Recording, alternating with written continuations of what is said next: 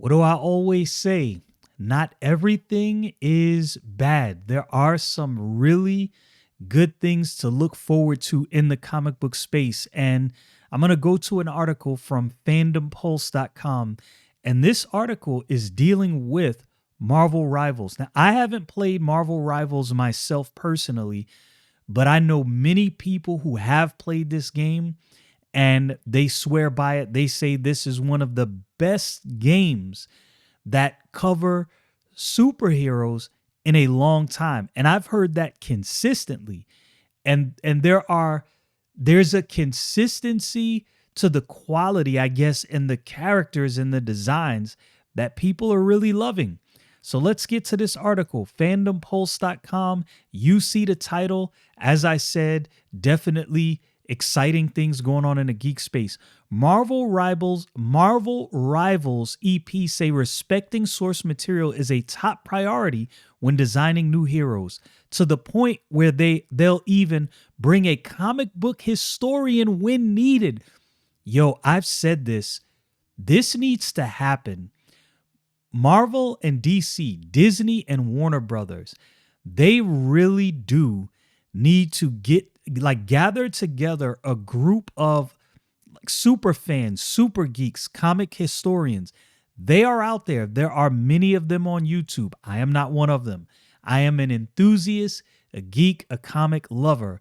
But my memory is not like some of these people. And I haven't gone as deep as some people in just memorizing everything there is to memorize about comic books. I love comic books, but I just haven't gone that far. But I think what DC and Marvel should do before making any movie, I believe, and it's my humble opinion, they should find, okay, who has the foremost knowledge out of anyone on Batman or X-Men or Deadpool or Wolverine or Spider-Man or whatever, you insert hero. Who do we know of right now that has the foremost knowledge? Are some of the best and top and well-known creators still alive? Who's the biggest fan? Like, get all of these people, put them together in a panel, and you have a recipe for money making. Look, this is how easy, in my opinion, it is for both Marvel, Disney, Warner Brothers, and DC to make money in entertainment. If they're going to create a video game, a cartoon, a comic book movie, this should be the rule. Okay, any change you make to how this story arc or run is portrayed, if it's not out of necessity to fit whatever the medium is, whether it be games, cartoons, or movies, or a TV show, you can't change it. And before you make changes, if the original creator of this story arc or this run is alive, you must consult with them and get their permission to change this for game, movie, TV show, and you must explain to them why you need to change it, and they will give their assessment of whether it actually needs to be changed. Then you get to the super fans. Hey, what do you feel about this? Now, I'm not saying that they have to be beholden to people. You're not going to please everybody. If it's one thing I have learned from having this YouTube channel now for as long as I have, I'm on Rumble as well, by the way. If you're on Rumble, you can find the Thinking on Rumble. But the one thing I've learned is not everybody's going to be pleased. I'm going to like things that the majority of my audience is not going to like. Some things they are going to like. There's going to be variation, so you can't please everybody, and that's not my point. The point is not please every nitpicky thing that people have issues with, but there are major things that fans just don't rock with. And when I see some of these companies do these things, I'm like, oh man, you could have really avoided this. And it seems like, man, Marvel Rivals seems like this game, they know what's up. In offering a refreshing example of source material understanding at a time when the concept has been all but completely tossed to the side, NetEase Games has confirmed that when it comes to designing characters for Marvel Rivals, one of their top priorities is ensuring that their digital depictions remain faithful to their comic book counterparts. What an absolute legendary concept. Being a little facetious, a little tongue in cheek, this is, to me, this is common sense. You want fans to love what you do in representing a comic book? Stay true to the source material. Man, it really is that easy.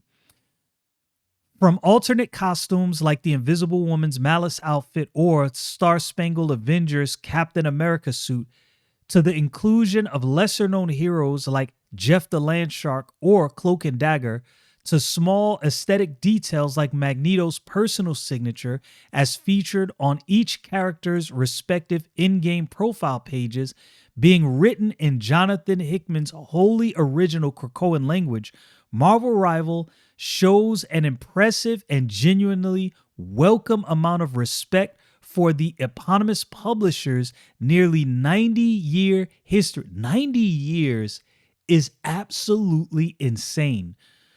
From the ups and downs to everything in between. 90 years of history. That's like, wow. People respecting the source material. This is a huge deal. And this is why I say there are good things happening in the geek space. Comic books have gone through cycles, ups and downs, right? So right now there's I would say there's a downturn in comic books. They're not as healthy as they can be, but I think we are headed out of that personally. And I think you see this in some of the stories that are being run right now. There's some storytellers that understand, okay, I have to make something compelling that fans actually want to listen to. And I think this is a good thing. I think overall, I do believe we are seeing good things from the comic book space. It's not all good. I am not naive, but I do believe good things are happening. But far from this presentation being the rogue result of a few comic book loving team members, Marvel Rivals executive producer Danny Coe says that the idea of following the original stories was treated as a core aspect of the game's design philosophy. In my humble opinion, anything involving comic books should have this principle philosophy. Like, we cannot deviate from the source material unless it is absolutely necessary. There's no reason to stick to the source. Speaking to PC Gamer during the currently ongoing 2025 Games Developer Conference regarding NetEase Games' approach to selecting the game's roster, Coe explained roughly 70% of the roster is made up of your greatest hits, like well-known heroes, Iron Man, Cap, etc. And then we throw in some curveballs.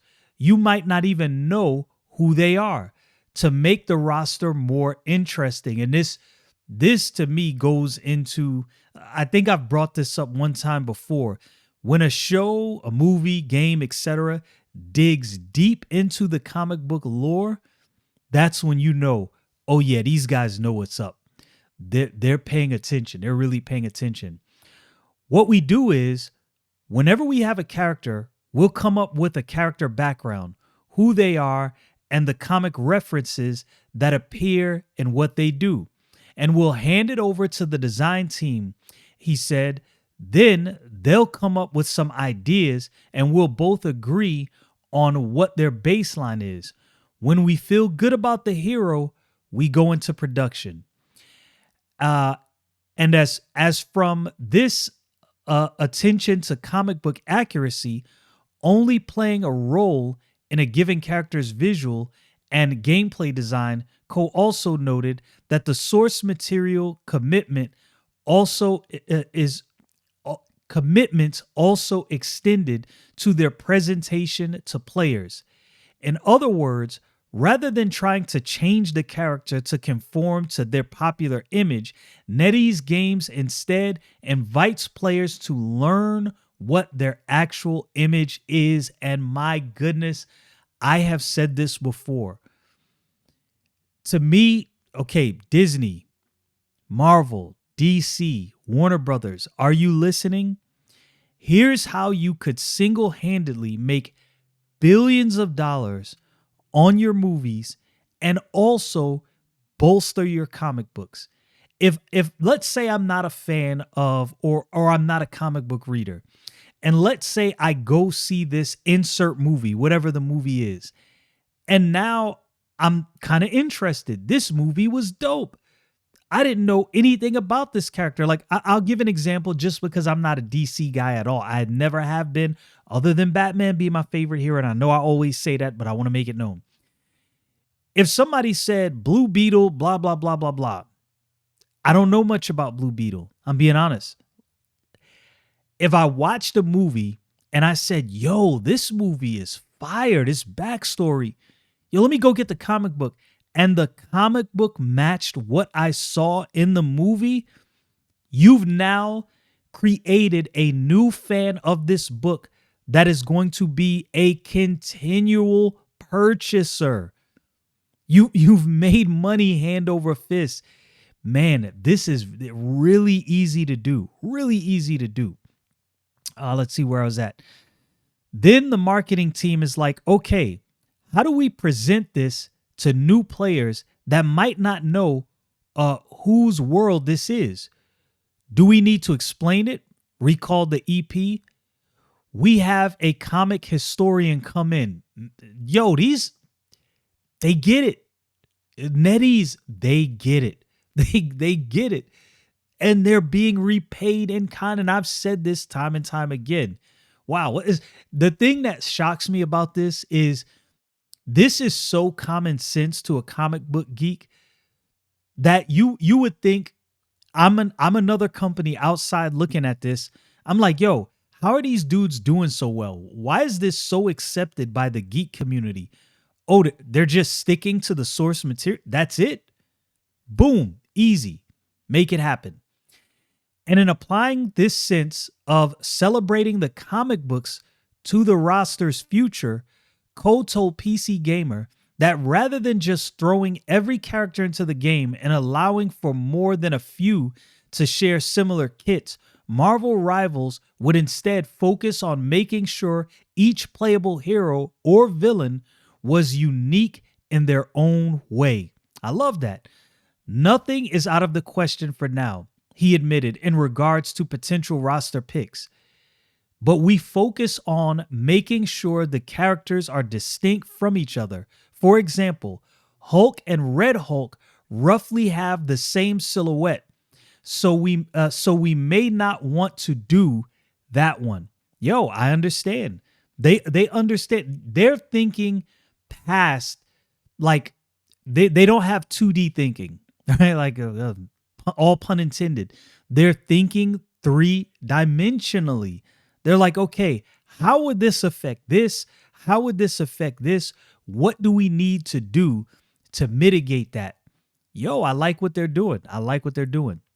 Their abilities have to be distinct as well, because we have all kinds of players, he concluded. Some players love to be strategists. Some players like to dive into the action. Some players just like to watch other people play. So we have to tailor to every kind of player, knowing their audience. These guys are knocking it out the park. At current, Marvel Rivals is currently wrapping up its second season of content.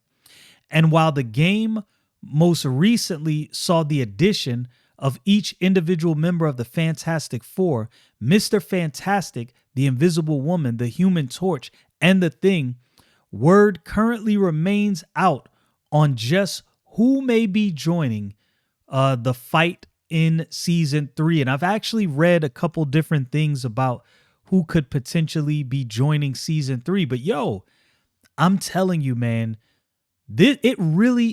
what baffles me is how easy this decision should be for major production houses. They have all the money in the world to do the analytics, to look at what people want, what audiences want.